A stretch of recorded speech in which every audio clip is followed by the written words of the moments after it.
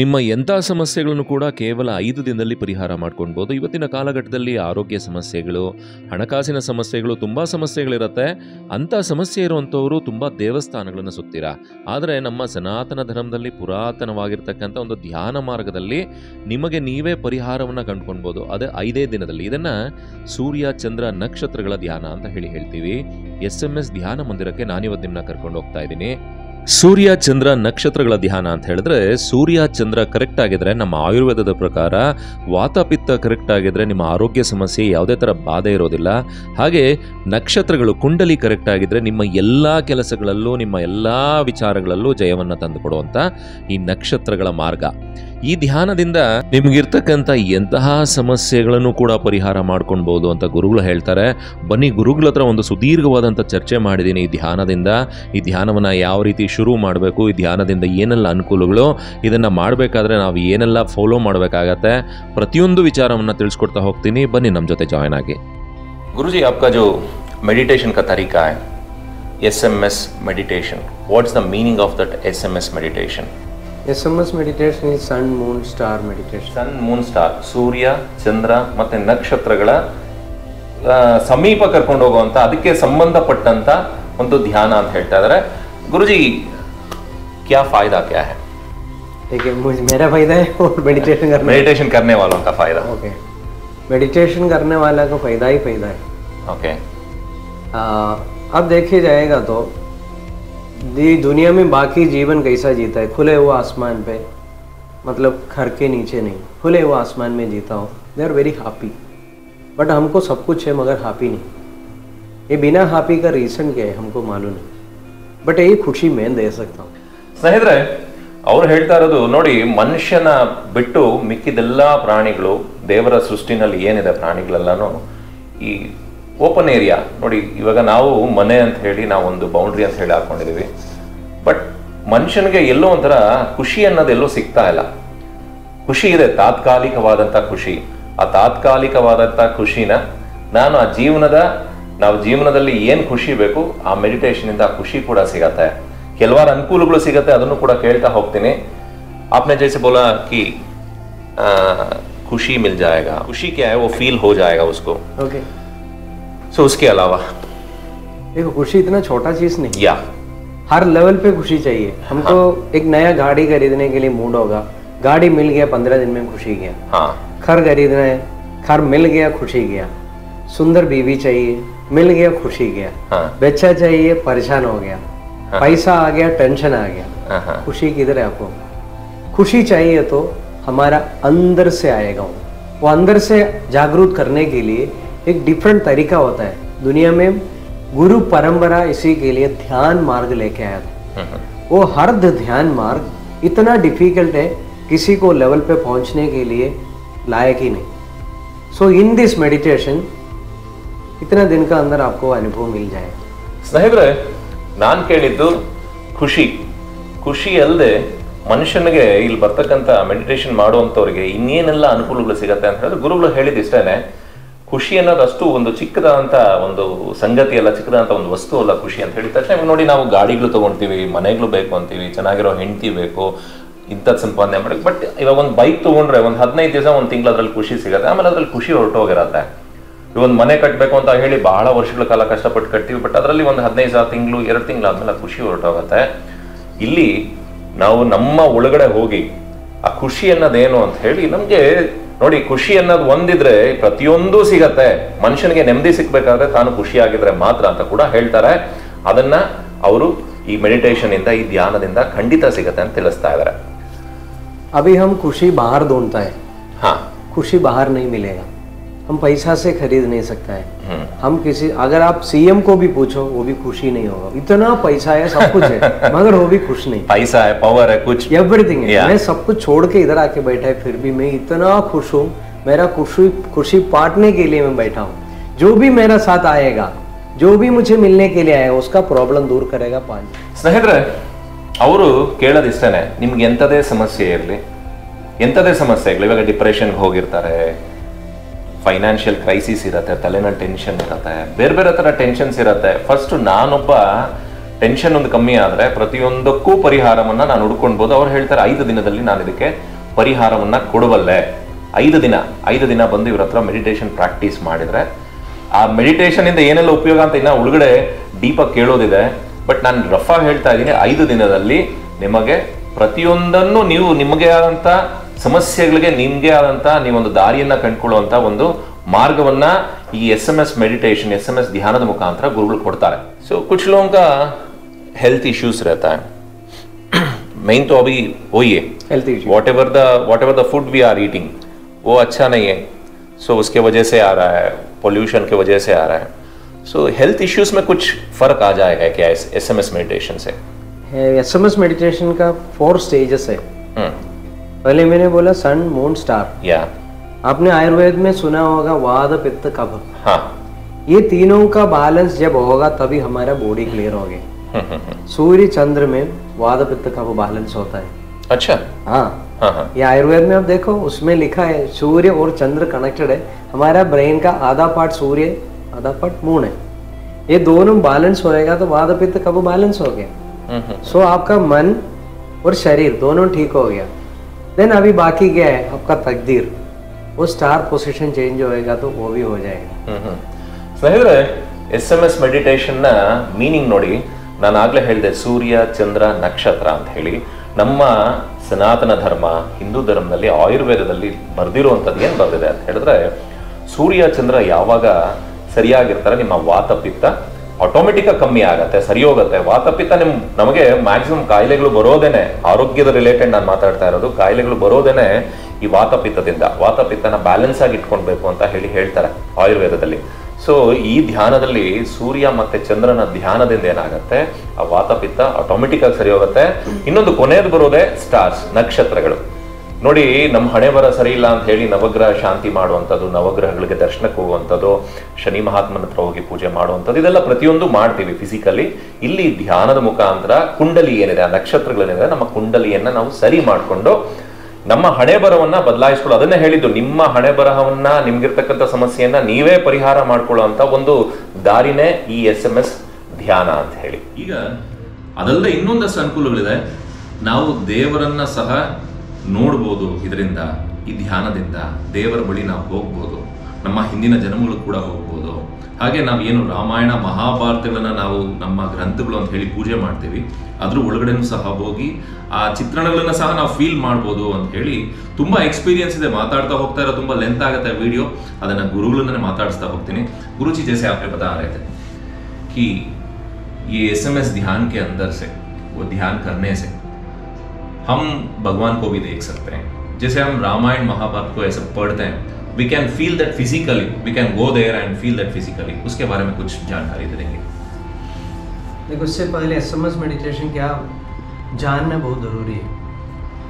हम क्या है, पहले बैलगाड़ी में चलता था, एकदम स्लो गाड़ी. Now it's everything rocket science है. ये जो इरा में हम छोटा मोटा मेडिटेशन से वो लेवल तक नहीं पहुंचाएंगे. बिकॉज हजारों साल पहले, मतलब ये जो संस्कृति का एक टाइम पे भगवान इधर से भाग गए. अभी आप सोचो, हमने इलेक्शन जिता के MLA को बनाया, अभी MLA को मिलने के लिए जाए तो हमको मिल पाएगा? नहीं. इसी तरह भगवान हमको धरती संभालने के लिए छोड़ा है. हम आके इधर इतना हरकती कर रहे हैं, इसलिए भगवान इधर से चले गए. अभी भगवान अपना जगह पे बैठा है. They are not entertaining us. हम कितना भी रो, कितना भी चिल्लाने दो, कितना भी दुख में कुछ भी बोलने दो, they are not listening. The thing is, मेरा और हमारा और भगवान का लैंग्वेज, वो जो वाइब्रेशन बराबर नहीं आ रहे. वो वाइब्रेशन हमको दिखाने के लिए, मतलब सिखाने के लिए गुरु लोग संस्कृत लैंग्वेज लेके आए.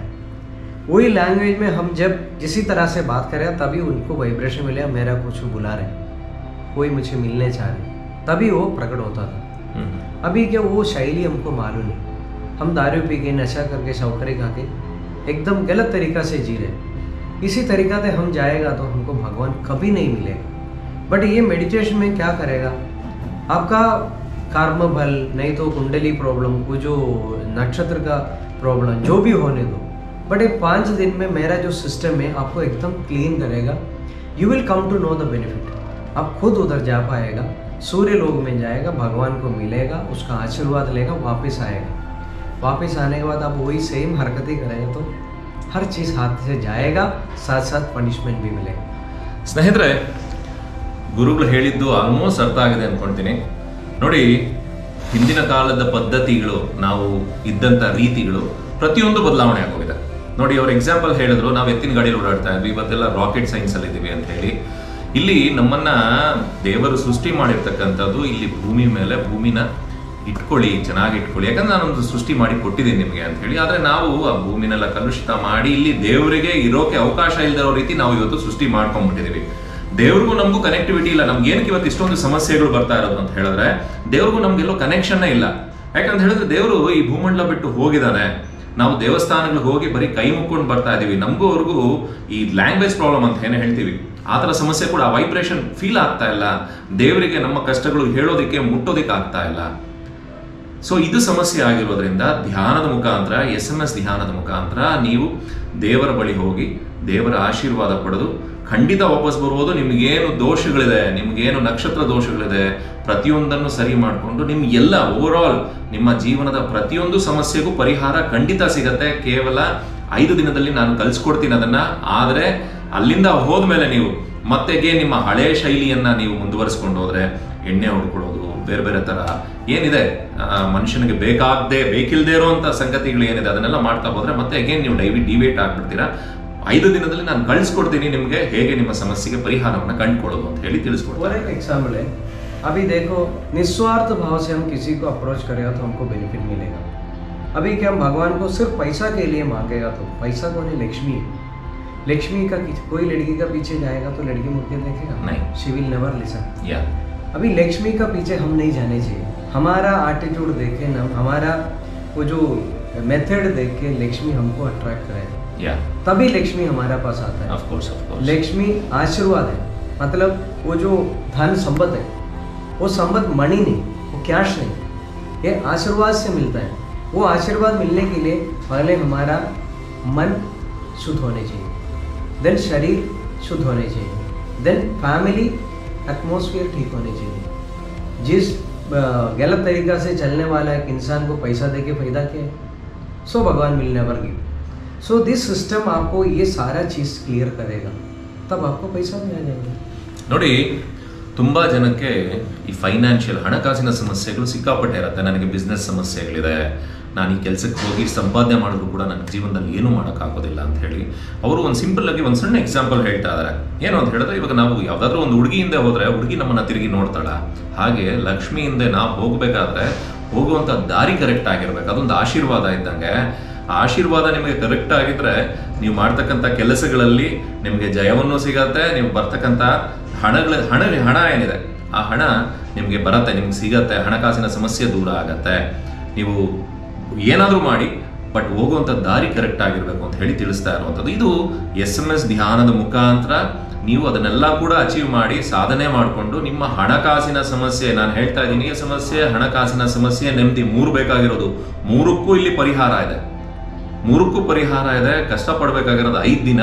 5 ದಿನ ಬಂದು ಕಷ್ಟಪಟ್ಟು ನಂತರ ನಿಮ್ಮ ಜೀವನವನ್ನು ನೀವು ಪ್ಲಾನ್ ಮಾಡ್ಕೊಂಡು ಹೋಗಿ ಅಂತ ಹೇಳಿ ತಿಳಿಸ್ತಾ ಇದ್ದಾರೆ. इसी तरह मेडिटेशन में जाएगा तो हम सूर्य लोक में जाने का बाद हमारा अंदर है सूर्य लोक, हमारा अंदर है ये जो राम रावण युद्ध, ये सारा कहानी हमारा अंदर हमको पता चलेगा।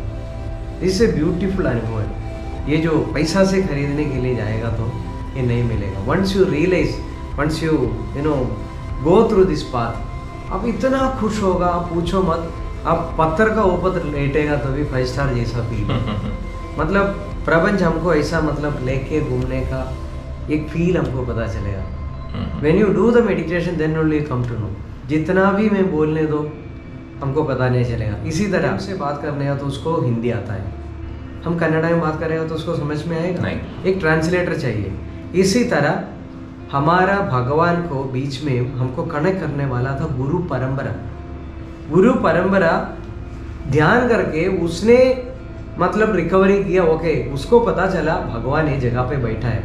भगवान से बात करने के लिए ये ऐसा एक शब्द है, उसने हमको बताया।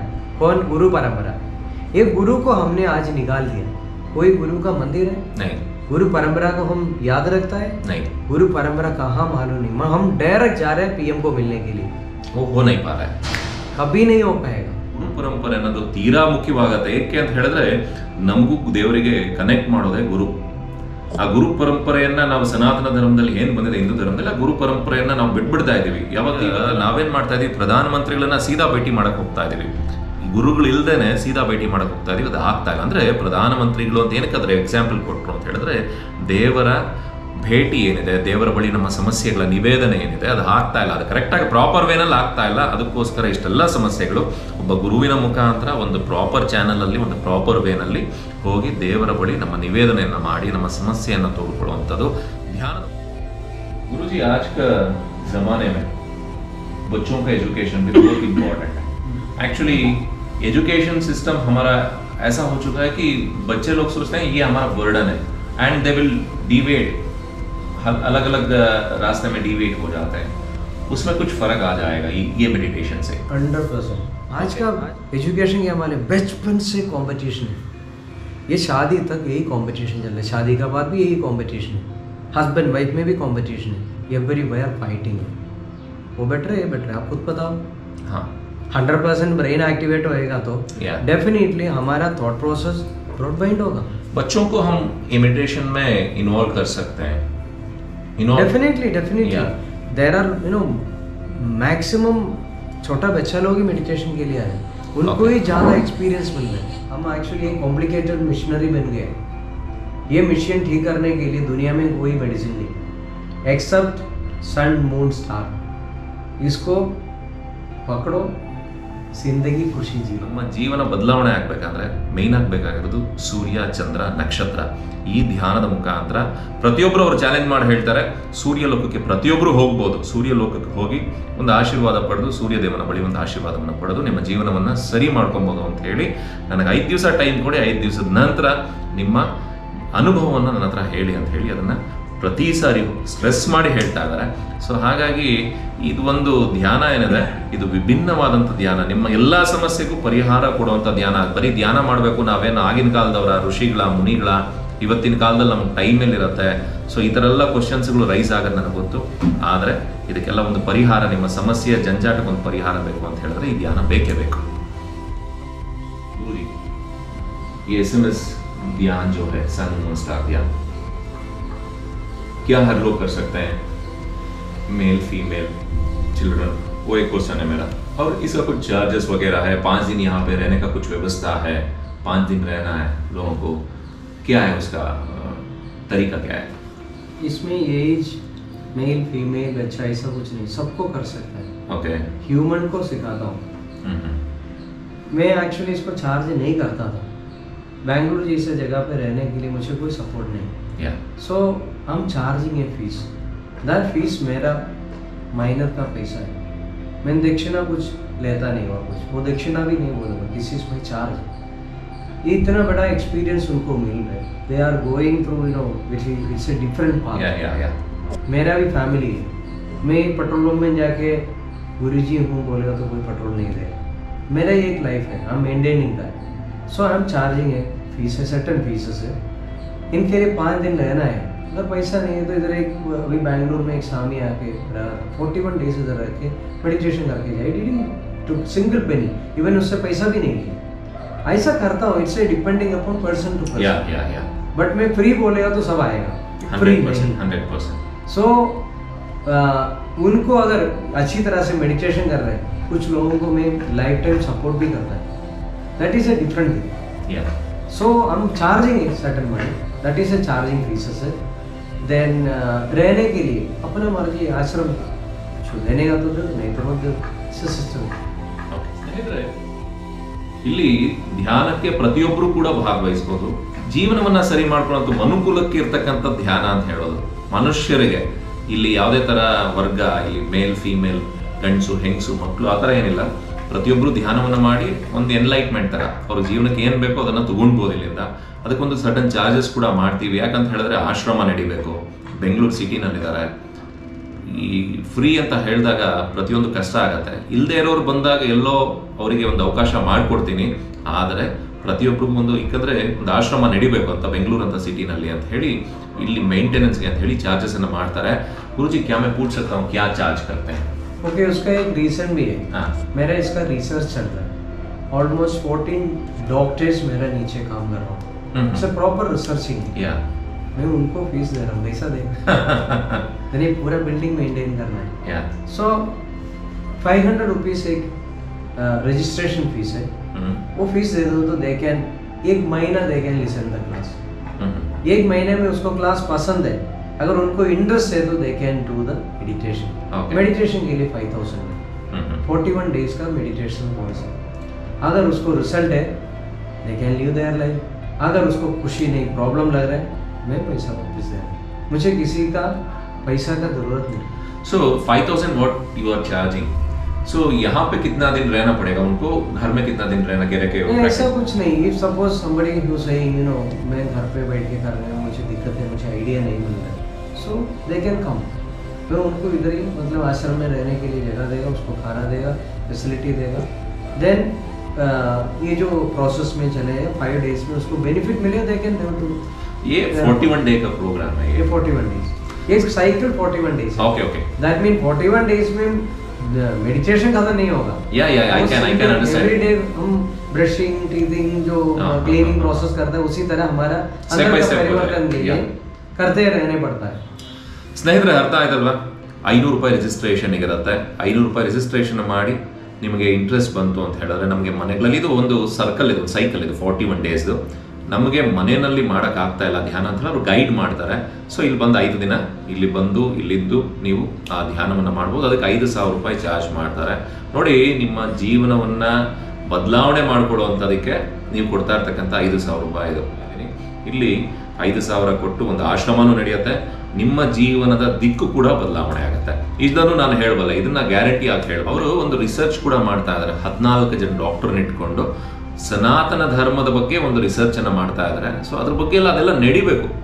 ಆ ಗಾಡಿ ನಡಿಬೇಕಾದ್ರೆ ಈ ಹಣದ ಅವಶ್ಯಕತೆ ಇದ್ದೇ ಇರುತ್ತೆ. ಯಾಕಂದ್ರೆ 14 ಜನ ಡಾಕ್ಟರ್ಸ್ಗೆ ಫೀಸನ್ನು ಕೊಡಬೇಕು. ಅವರು ಪ್ರತಿಯೊಂದು ಇರುತ್ತೆ, ಖರ್ಚು ವೆಚ್ಚಗಳಿರುತ್ತೆ, ಒಂದು ಆಶ್ರಮ ನಡಿಬೇಕಾಗುತ್ತೆ. ಸೊ ಅದಕ್ಕೋಸ್ಕರ ಇದನ್ನ ಚಾರ್ಜ್ ಅನ್ನು ಮಾಡ್ತಾ ಇದೀವಿ. ಬಟ್ ದುಡ್ಡಿಗೋಸ್ಕರನೇ ಮಾಡಬೇಕು ಅಂತ ಕೂರ್ತಿಲ್ಲ ಅಂತ ಹೇಳಿ ಇದನ್ನ ಒಂದು ಸ್ಟ್ರೆಸ್ ಮಾಡಿ ಹೇಳ್ತಾ ಇದ್ದಾರೆ. लोगों को क्या लग रहा है, पहले दुड का बारे में ही लगेगा. हाँ 5000 ले रहे, क्यों? इसका पीछे कितना मेहनत है. ये जो रिसर्च करने के लिए किस लिए कर रहे हैं, कुछ आइडिया नहीं. वंस लोगों को ये पता चलेगा, एलन मस्क जैसा लोगों को लगेगा, तब बोलेगा इंडियन है, वो इंडियन का एलन मस्क है, नहीं तो इंडियन का गुरुजी है बोलेगा. Everybody will get proud. वो टाइम पे वो लेवल लेके आने के लिए उसको पीछे अभी भी बहुत मेहनत चल रही है. 11 साल से मेरा ये काम चल रहा है. सब कुछ छोड़ के इसका पीछे जाने पड़ता है. So without money V cannot do anything. ಸರಿ ಸ್ನೇಹಿತರೆ, ಪ್ರತಿಯೊಂದು ಆಸ್ಪೆಕ್ಟ್ ಅನ್ನ ಕವರ್ ಮಾಡಿದ್ದೀನಿ. ನಿಮ್ಗೆ ಇರ್ತಕ್ಕಂಥ ಸಮಸ್ಯೆಗಳು, ಮನುಷ್ಯನಿಗೆ ಸಮಸ್ಯೆ ಅಂತ ಹೇಳೋದು ಇಷ್ಟೇ, ಒಂದು ಹಣಕಾಸಿನ ಸಮಸ್ಯೆ, ನೆಮ್ಮದಿ, ಆರೋಗ್ಯದ ಸಮಸ್ಯೆ, ಮಕ್ಕಳ ಬಗ್ಗೆ ಯೋಚನೆ. ಈ 4 ಆಸ್ಪೆಕ್ಟ್ ಅನ್ನ ಗುರುಗಳ ಹತ್ರ ಡಿಸ್ಕಸ್ ಮಾಡಿದ್ದೀನಿ. ಗುರುಗಳ ಹತ್ರ ಡಿಸ್ಕಸ್ ಮಾಡಿ ಗುರುಗಳ ಹತ್ರ ಏನು ಉತ್ತರ ಬರುತ್ತೆ ತಮಗೆಲ್ಲ ತಿಳಿಸ್ಕೊಟ್ಟಿದ್ದೀನಿ. ಬನ್ನಿ, ಸ್ಕ್ರೀನ್ ಮೇಲೆ ನಂಬರ್ ಇರುತ್ತೆ, ಫೋನ್ ಮಾಡಿ, ಈ ಧ್ಯಾನವನ್ನ ಮಾಡಿ. ಯಾಕಂತ ಹೇಳಿದ್ರೆ ಬದಲಾವಣೆಯ ಸಮಯ. ಇವತ್ತು ದೇವಸ್ಥಾನಕ್ಕೆ ಹೋಗೋದೇ ಬಿಟ್ಬಿಟ್ಟಿದ್ದೀವಿ, ಒಂದು ದೇವ್ರ ಕೈ ಮುಗಿಯೋದು ಬಿಟ್ಬಿಟ್ಟಿದ್ದೀವಿ, ಮಕ್ಕಳಿಗೆ ನಮ್ಮ ಸಂಸ್ಕೃತಿನ ತಿಳಿಸೋದು ಬಿಟ್ಬಿಟ್ಟಿದ್ದೀವಿ. ಸೊ ಹಾಗಾಗಿ ಇವತ್ತು ಏನಾದರೂ ನಮ್ಮ ಹಿಂದೂ ಧರ್ಮ, ಒಂದು ಸಂಸ್ಕೃತಿ ಉಳಿಬೇಕು, ಬೆಳಿಬೇಕು ಆದರೆ ಈ ಧ್ಯಾನ ಕೂಡ ಒಂದು ಮಾರ್ಗ, ದೇವರನ್ನ ಹೋಗಿ ಭೇಟಿಯಾಗೋದಕ್ಕೆ. गुरुजी थैंक यू, आपने पूरा डिटेलली हमारे वीक्षकों को बता दिया कि क्या क्या करना है, ये SMS ध्यान से क्या क्या उपयोग है. धन्यवाद. हम भी एक बार आके यहाँ पे 5 दिन रह के, so we will try to meditate. हमको भी कुछ चाहिए. ಸೊ ಯಾಕಂತ ಹೇಳಿದ್ರೆ ಸ್ನೇಹಿತರೆ, ನಾವು ಸುತ್ತಾ ಇದ್ದೀವಿ, ತುಂಬ ದೇವಸ್ಥಾನಗಳನ್ನು ಸುತ್ತೀವಿ. ಕೇಳ್ತೀರಾ ನಿಮ್ಮ ಎಕ್ಸ್ಪೀರಿಯನ್ಸ್ ಹೇಗಿತ್ತು ಸರ್ ಅಂತ. ಖಂಡಿತ ನಾನು ಎಕ್ಸ್ಪೀರಿಯನ್ಸ್ ಮಾಡ್ತೀನಿ 100%. ಒಂದು 5 ದಿನ ಬಂದು ನಾವು ಕೂಡ ನಮ್ಮ ಜೀವನದ ದಿಕ್ಕನ್ನು ಬದಲಾವಣೆ ಮಾಡ್ಕೊಳ್ಳೋಣ ಅಂತ ಹೇಳ್ತಾ, ಗುರುಜಿ ಥ್ಯಾಂಕ್ ಯು. ನಮಸ್ತೆ. ಶುಕ್ರಿಯಾ.